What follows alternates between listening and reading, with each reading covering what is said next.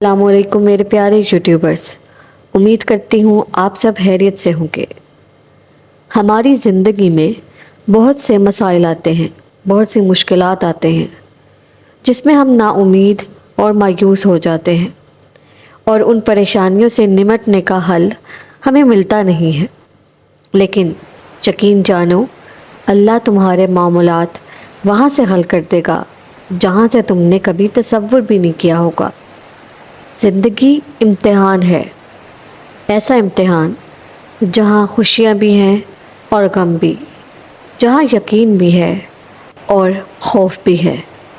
تمہیں لگتا ہے کچھ بھی ٹھیک نہیں ہو رہا، مگر تم نہیں جانتے کہ جو ہو رہا ہے وہی بہتر ہے۔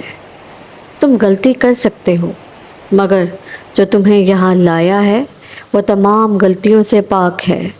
اگر اس نے تم سے بہت کچھ لے لیا ہے، بہت کچھ چھین لیا ہے، تو بہت کچھ ایسا بھی دیا ہوگا جس کے تم قابل نہیں تھے۔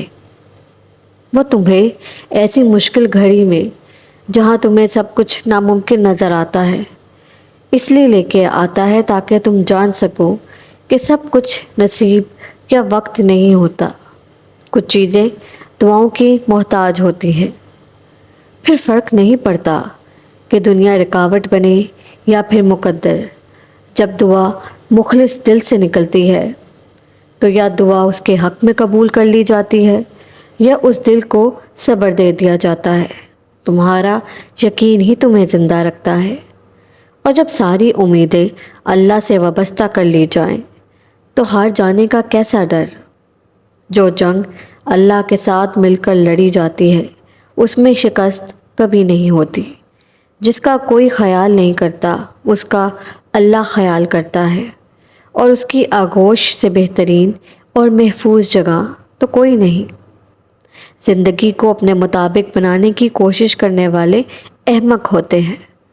تم اللہ کے مطابق جینا سیکھو، پھر وہ تمہارے مطابق زندگی کو بہتر بنا دے گا۔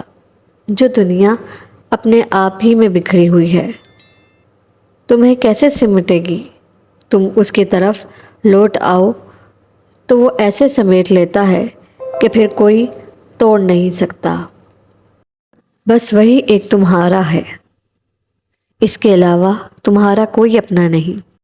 زندگی ابھی باقی ہے، راہیں بھی نکلیں گی اور بہت سے نئے دروازے بھی کھلیں گے، منزلیں بھی ملیں گی اور معجزے بھی ہوں گے، داستانیں بھی مکمل ہوں گی اور دعائیں بھی قبول کر لی جائیں گی۔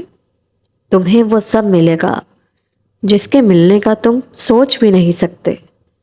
تمہارا اتنا طویل سفر طے کر کے یہاں تک آنا اور صبر کرنا کچھ بھی بے مقصد نہیں۔